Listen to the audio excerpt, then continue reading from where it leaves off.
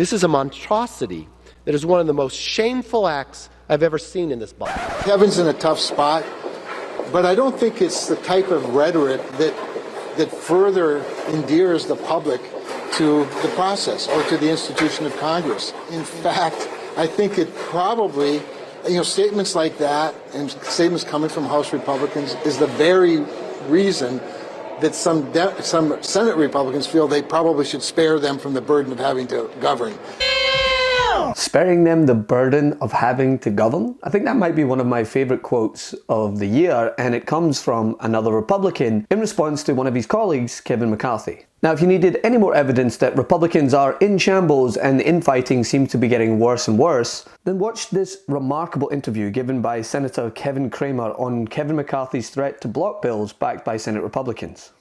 The appropriations process has failed the American public, and there's no greater example of the nail in the coffin of the greatest failure of a one-party rule of the House, the Senate, and the presidency of this bill here. Kevin's in a tough spot, but I don't think it's the type of rhetoric that further endears the public to the process or to the institution of Congress. In fact, I think it probably, statements like that and statements coming from House Republicans is the very reason that some Senate Republicans feel they probably should spare them from the burden of having to govern. Probably should spare them from the burden of having to govern. That's the word from Kevin Cramer, who, by the way, opposes this omnibus spending bill. But a lot of Republican senators believe it is better to just clear the decks for the incoming Republican majority in the House, even though they want to punt this into next year when they'll have a stronger hand to negotiate spending. But just a disagreement over tactics, over policy, as Republicans and Democrats head to the end of this Congress. This bill could pass the Senate today and over to the House as early as tomorrow. Remarkable stuff. Manu Raju on the Hill. Now, unsurprisingly, many Republicans oppose this bill because, well, it includes things like $388 million for affordable housing to fund units for low-income families, veterans, and domestic violence survivors. Now, of course, they're going to be upset because it doesn't just contain tax breaks for the 1%. They passed a continuing resolution for the people so government wouldn't shut down. What date did they pick? Well, let's pick it right before Christmas so members won't be here. They won't read the bill. They'll vote by proxy.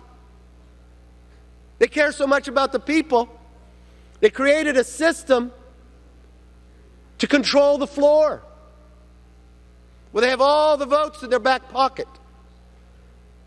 So the people have no say. But aside from Republicans opposing the obvious, what is so fascinating about the Republican Party right now is the battle that seems to be going on inside their own party. On the one hand, you have the battle of the extremists, Marjorie Taylor Greene and Lauren Boebert duking it out over which one was more involved in the January 6th insurrection. I've been aligned with Marjorie and accused of believing a lot of the things that she believes in. I don't believe in this, just like I don't believe in Russian space lasers. Are you a hard no? Space lasers and all of this. No, I'm just saying we need to actually have. You have Senate and House Republicans going back and forth, and as Hakeem Jeffries put it so perfectly. Look at what's happening right now. House Republicans are attacking Senate Republicans. Senate Republicans are calling House Republicans silly and immature. The leadership situation is in chaos. Marjorie Taylor Greene is fighting with Lauren Boebert, and George Santos appears to be starring in the sequel to Catch Me If You Can, and it's not even January 3rd. The circus has already come to town. Chaos, crisis, confusion, and craziness versus Democrats who deliver for the American people.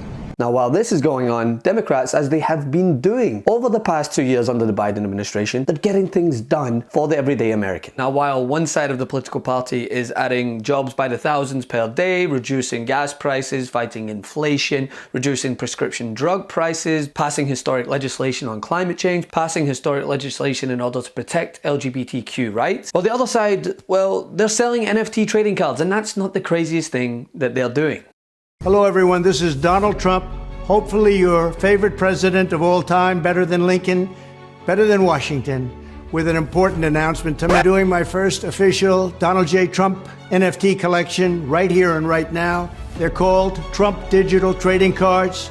These cards feature some of the really incredible artwork pertaining to my life and my career. It's been very exciting. You can collect your Trump digital cards just like a baseball card or other collectibles. At MeidasTouch, we are unapologetically pro-democracy, and we demand justice and accountability. That's why we're spreading our message to Convict 45. That's right, gear up right now with your Convict 45 tees and pins at store.meidastouch.com. That's store.meidastouch.com.